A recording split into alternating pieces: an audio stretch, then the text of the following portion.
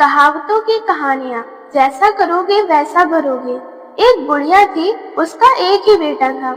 वह हमेशा यही सपना देखती थी कि उसके बेटे का विवाह होगा और बेटा और बहू दोनों मिलकर उसकी बहुत सेवा करेंगे और उसे घर का भी काम नहीं करना पड़ेगा। धीरे धीरे वह दादी बन जाएगी और उसका घर स्वर्ग बन जाएगा। आखिर वह दिन भी आ गया जब बुढ़िया के बेटे का विवाह बड़ी धूमधाम से हुआ। वह दादी भी बन गई, लेकिन संयोग से उसका कोई भी सपना पूरा नहीं हुआ। बुढ़िया का बेटा तो सुबह काम पर चला जाता और पोता स्कूल चला जाता। तब बहू उसके साथ बहुत बुरा व्यवहार करती। बहू बुढ़िया से घर में झाड़ू लगवाती, जूठे बर्तन साफ करवाती और टूटे फूटे बर्तनों में उसे भोजन देती। शुरू में तो बहू अपने पति और बेटे के पीछे ही बुढ़िया से झगड़ती थी, लेकिन धीरे धीरे वह अपने पति के सामने भी बुढ़िया का अपमान करने लगी। एक दिन टूटे बर्तनों में बुढ़िया को भोजन करते देखकर उसके बेटे को बहुत दुख हुआ। उसने अपनी माँ का पक्ष लेते हुए अपनी पत्नी को बहुत डांटा। पति पत्नी दोनों में बहुत कहासुनी हो गई। धीरे धीरे बुढ़िया के बेटे ने भी पत्नी का विरोध करना छोड़ दिया। धीरे धीरे पोता बड़ा होने लगा तो वह अपनी माँ का विरोध करने लगा, पर अपनी दादी से बहुत प्यार करता था। अपनी दादी पर माँ द्वारा किए गए अत्याचार को देखकर उसे बहुत दुख होता था। उसे अपनी दादी से हमदर्दी और सहानुभूति थी।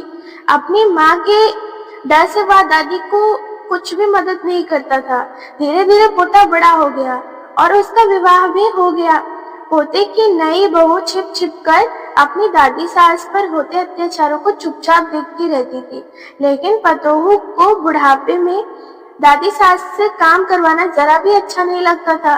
जब कभी पतोहू बुढ़िया के काम करने में मदद करती तो उसकी सास उसे खूब डांटती। पतोहू जब कभी दादी सास को रोते हुए देखती तो उसे बहुत दुख होता था। एक बार बुढ़िया बीमार पड़ गई और परलोक सिधार गई। अब बुढ़िया की बहू पतोहू से ही घर का सारा काम कराती और उसके साथ अभद्र व्यवहार करती। जब पतोहू ने देखा कि उसकी सास दादी सास की तरह ही उस पर भी अत्याचार कर रही है, तो उसने बदला लेने की ठान ली। वह भी अपनी सास से वैसा व्यवहार करने लगी जैसा व्यवहार उसकी सास अपनी सास से करती थी। अब तो पतोहू अपनी सास को फूटी थाली में भोजन देने लगी। यह देखकर उसके पति और ससुर ने बहुत विरोध किया। पतोहू ने अपने ससुर और पति से कहा, मेरी दादी सास जितनी मेहनती और सीधी थी, जब माताजी उन्हें फूटी थाली में भोजन देती थी तब तुम कुछ क्यों नहीं बोले? उन पर होने वाले अत्याचारों को तुम दोनों चुपचाप देखते रहे। तब क्या तुम्हारे मुख पर ताला पड़ गया था? यदि किसी ने माताजी की पैरवी की तो मुझसे बुरा कोई ना होगा। पतोहू की बात सुनकर उसका पति और ससुर कुछ नहीं बोले। उन्होंने भी उसका विरोध करना छोड़ दिया। ससुर को अपनी पत्नी के साथ अभद्र व्यवहार देखकर बहुत गुस्सा भी आता था, पर ससुर पतोहू को डांटने लगे तो वह उनके साथ भी अभद्र व्यवहार करने लगी।